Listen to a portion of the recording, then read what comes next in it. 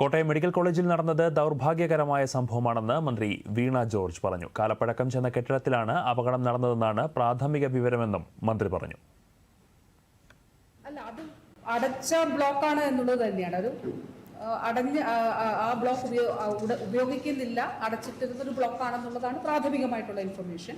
അത് പരിശോധിക്കണമല്ലോ. ഓരോ ഇൻസ്റ്റിറ്റ്യൂഷൻസിലും ഇങ്ങനെയൊക്കെയുള്ള കാര്യങ്ങൾ ഉണ്ടാകും.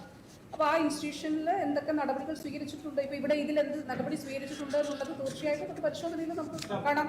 അപ്പോൾ ആ ഇൻഫർമേഷൻ അത് ആ രീതിയിൽ നൽകിയിട്ടുണ്ട്. അത് എങ്ങനെ നടപടി സ്വീകരിച്ചു എന്നുള്ളത് നമുക്ക് അന്വേഷണത്തിൽ കാണാം.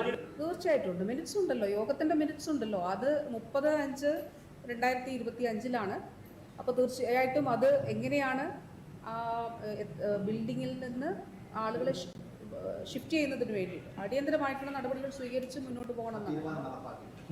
ആ തീരുമാനത്തിൻ്റെ അടിസ്ഥാനത്തിൽ ഇവരൊരു കൗണ്ട് ഡൗൺ നിശ്ചയിച്ചു.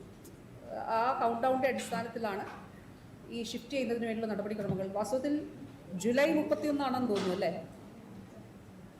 ജൂലൈ 31 ഷിഫ്റ്റിങ്ങിന് വേണ്ടിയിട്ട്. കാരണം OTകൾ കൂടി, ഓപ്പറേഷൻ തിയേറ്ററുകൾ കൂടി പൂർത്തിയായി അവിടേക്ക് ഷിഫ്റ്റ് ചെയ്യുന്നതിന് വേണ്ടിയിട്ടാണ് തീരുമാനിച്ചത്.